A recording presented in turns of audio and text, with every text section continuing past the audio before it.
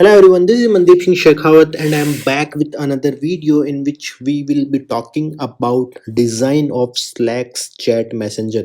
So we had already published a video on our channel which talks about how can you design systems like WhatsApp chat application. Okay, that video was more around context of how you can answer this question in the interviews, but this video is more deep dived or like more thinking about scalability in picture, how the system is handling multi millions of users and in near real time. Okay, so this is based on a Slack's architecture, the Slack's blog which is published on their engineering blog website.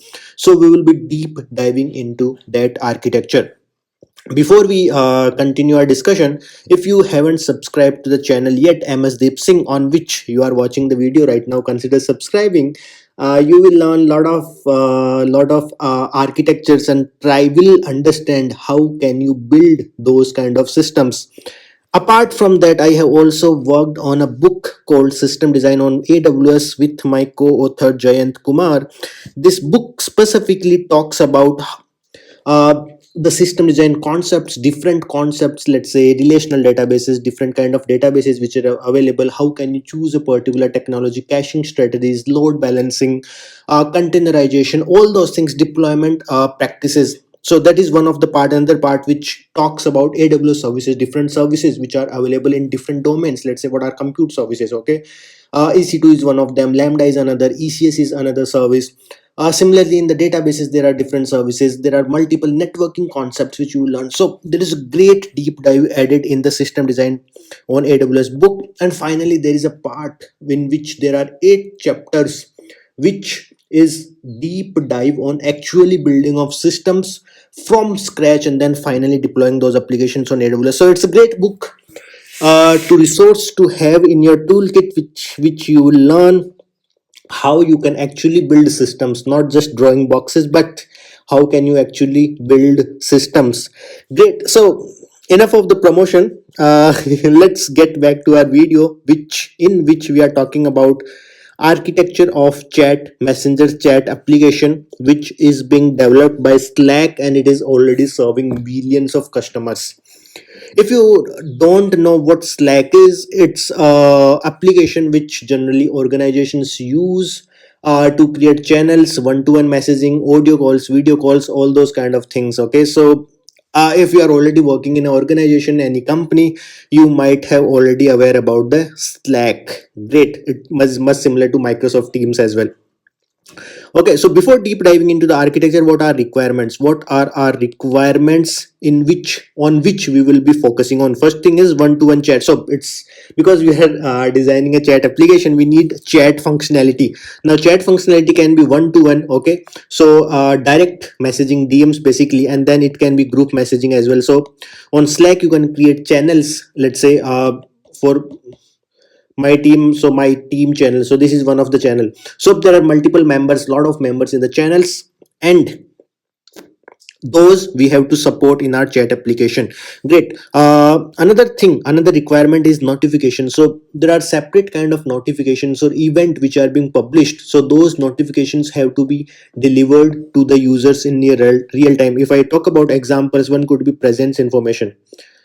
Okay, presence information could be one of the event. Another could be typing indicator. Okay, this user is typing a message for you, so you saw this dot dot dot. Okay, this typing in you, so this is one sort of event. So these kind of, they are not actual messages per se, but they are events which are pushed to the user devices, so they can know the intended behavior by the other users. Okay, so these are two of the examples. We can have similar use cases for these for this particular requirement. User presence information, so this has to be supported. I should be able to know who all are online. Okay, once if the user has enabled, if user has allowed that active status to be seen on his profile, on her profile, then I should be able to see that. Great. NFR, non-functional requirements for our system. What are those? First thing is low latency. Since this is a chat application, we want our communication happening in near real time. Okay, so this is one of the requirement. Then chat messages should be delivered in very minimal latency. It should be near real time. Okay, within milliseconds. Great. Another thing is scalability, which we definitely need because we are supporting a lot of customers. Okay, great. So these are the requirements, what requirements we are looking at.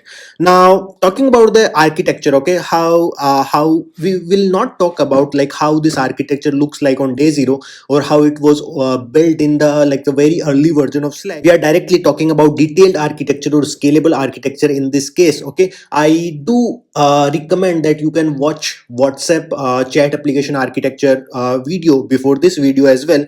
That will give you basic insights around how you establish connections and like WebSocket connections, persistent connections, some basic concepts. Okay, now specific to this video, scalable architecture video, what we are focusing on, we are trying to build a scalable system which will support one-to-one messaging and group messaging to the users in near real time. Okay, so these are the different components. There are other components as well, but these are the main components in our architecture. First one is channel server, another is gateway server, admin server, and then present servers. We will talk about all of them in our discussion in this diagram specifically, but let's get a very high level view of these components. Okay, so if we first talk about channel server, this is, as the name indicates, it is related to how channels are associated. Okay, so a particular channel, okay, particular channel is associated to a server. Okay, much similar to, let's say you have binded that channel you to a particular server, so all the communications which are happening for that channel will happen on that particular channel server. Okay, so it's stateful and in memory.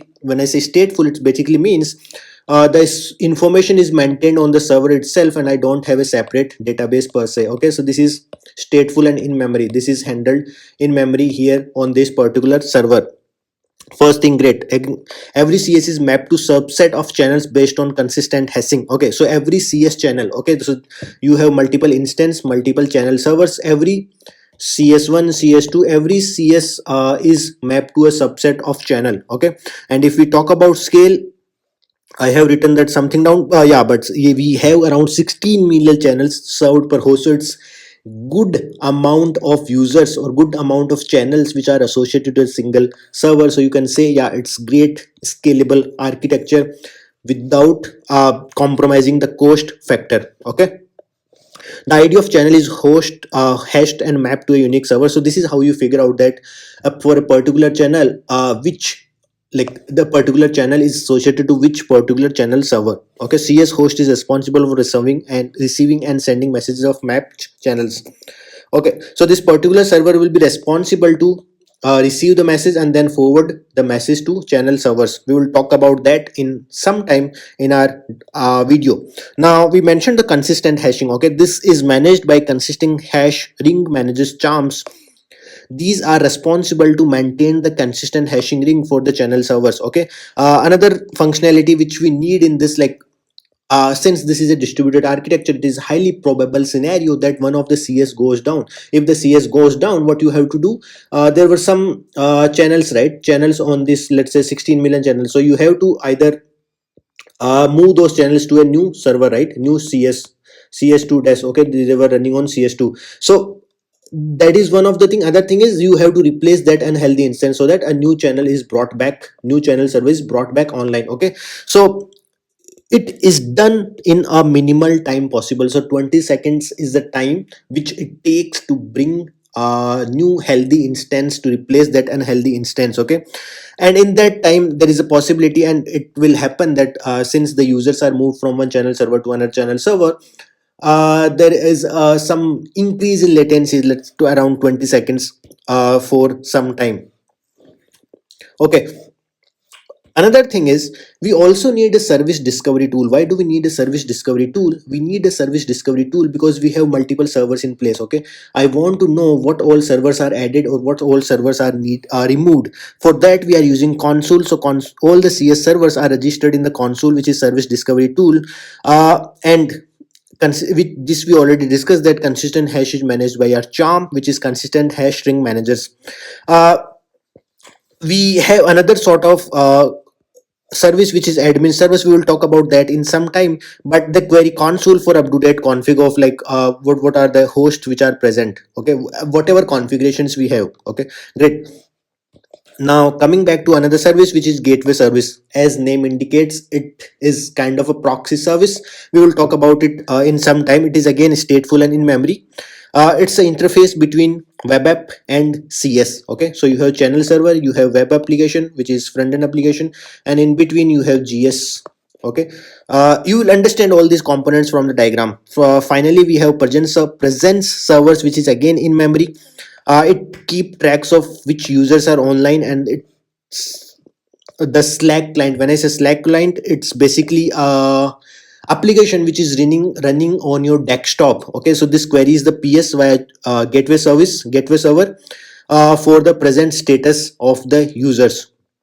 So this is how the different components are interacting with console to get the configuration. Channel servers, they register on the console, and then admin server and gateway server get the config of the channel servers from this console. Okay, charms as well, query for CSS, push consistent hash config.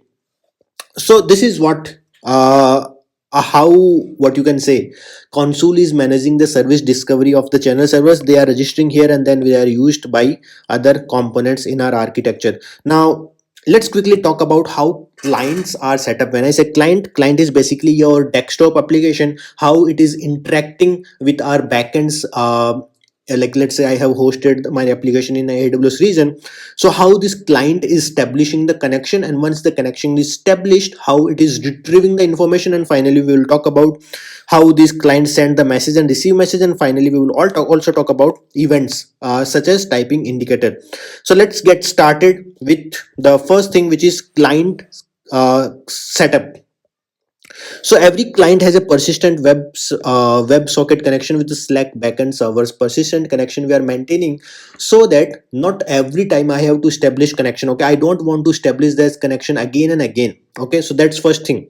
Another thing is bidirectional connection. Why do I need a bidirectional connection? So that if the connection is already in place, I can send the information from the servers to my client. Okay, so this particular client don't have to request the information again. This discussion is again much similar to push or pull based architecture. Okay, we have covered this in multiple videos, and it is also covered in detail in our book System Design on AWS.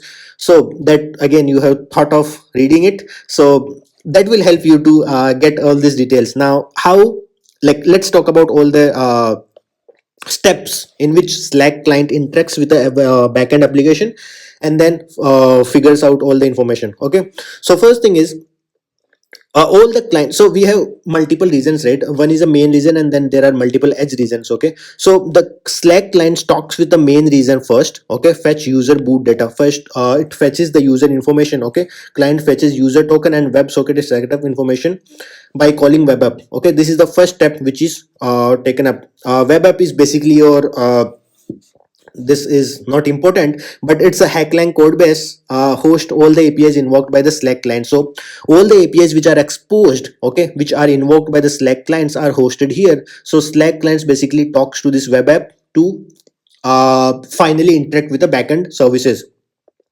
Okay, once this is done, the third step is client initiates a WebSocket connection to the nearest edge location. Okay, so this is not the third step, second step. Okay, so first, once the information is retrieved, it uh, tries to establish that WebSocket connection to a Envoy. Envoy is your edge proxy. Okay, it's a edge proxy open source software to which we talk, and then finally the request is forwarded to GS. Okay, so Envoy is your as and proxy service, and another function which it serves is it does the load balancing. Load balancing as in to which gateway server I have to route the request. That is one. Another thing is it is also responsible for TLS termination.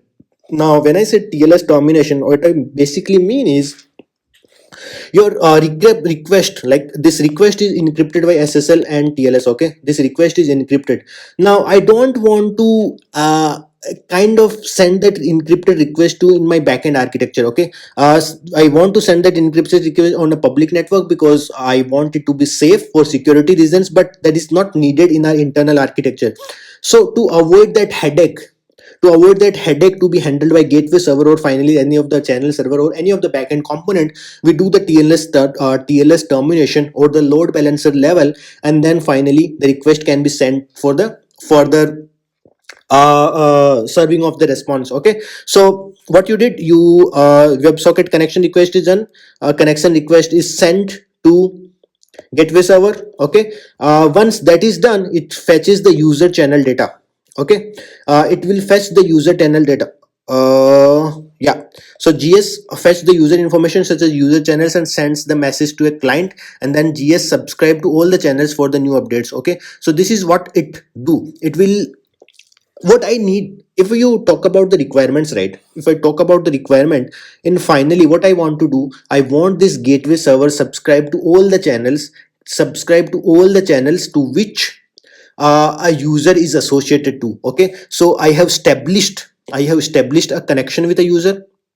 Okay, so that's the one requirement. I have established the connection with the user, and then gateway server maintains that subscription, that for this user, for this particular user, these are all the subscription. So if there is anything new on the channel servers and they are sent to this gateway server, the gateway servers will be able to figure out what all subscription are there for this user, and if the user is subscribed to that particular message, that will be redirected to the particular client. Okay, that we will talk about the in the messaging architecture, but this is how it will help. Okay, right now let's quickly dive in. Okay, so once the connection is established, okay, client hit a web app. After the connection is established, I am trying to send a message. Okay, how will I send a message? I will send a message by invoking the API. Okay, by requesting, by hitting the API. And how I will hitting the API? I will hit the API on the web app. We already talked about that web app is exposing all the APIs for the Slack clients to interact. Okay, so I'm sending a message. So you have a send message API. You are sending that message to a main region on a web application, web app. Okay, once that is done, the message is stored on the vitess table. Okay, once that is done, you forward that message to the admin server. Okay, admin server, here you can say it's kind of a proxy. Okay, it's kind of a proxy, and then that particular message is forwarded to the channel server. So AS will look up the consistent hashing ring and route the request to specific CS. Now, how will I know? Okay, there are multiple channels here, servers here, right? So how will this web app know that to which channel server I have to route the request? And we already mentioned here in our architecture, that channel servers are registered with the console, and admin servers figures pulls out that configuration, that which CS is mapped to which particular channel server. Okay, so admin server has that information. So admin server will figure out that this particular channel, this particular user is sending to this particular channel. This channel is mapped to, let's say, CS1. Okay, so this request will be mapped to that particular channel server. Now once that is done, this channel server is forwarding that message to all the subscribed gateway servers basically. So we talked about that a gateway server is subscribing to those channel servers. Okay, subscribing to channel servers for retrieving, for receiving those messages. So this channel server will send the message to all the GS subscribed to this channel. Okay, once that is done, this send message, this what you are doing, this message is sent to the WebSockets which are subscribed to that particular channel, and then finally it is delivered to that user. Okay, this is the same architecture here as well. So you have, let's say, this particular there are two users, user B and user C, and user A is sending message, then the user message is delivered to user B and user C. So this is how your send message architecture is working. Now finally we also want to send the events. Now how are these events sent? Let's try to quickly understand what are the steps. So we are taking example of typing indicator. Okay, typing indicator, a client is typing, this user A is typing something, so we want to show that typing indication to user B and user C. How you are doing it? So you already have a WebSocket connection. Okay, you have a WebSocket connection. Okay, you have a WebSocket connection with the Envoy. That is done, you publish that event. Once that event is published, you send the message to a GS. Okay, the GS, what is this? It routes the message to a channel server. Okay, once that is done, this channel server will know that on this particular channel, this particular user is trying to type something. Now what it will do, then the architecture is much similar to how the messages are sent. Once this channel server know, okay, this channel server received some information, okay, that user is typing. Okay, it is much similar to your send message architecture. Here I am trying to send a message. Okay, so once this is received, what it does, it will send that message to the subscribed client on the gateway servers. Once that is done, it will send the message to the users which are subscribed to that particular channel. So this is how your typing integration work.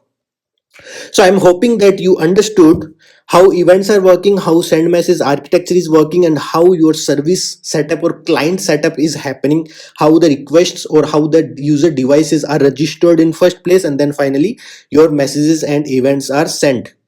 Okay, so I hope you understood the overall architecture. I also recommend reading this chapter, Designing Chat Application, which is present in this book, System Design on AWS.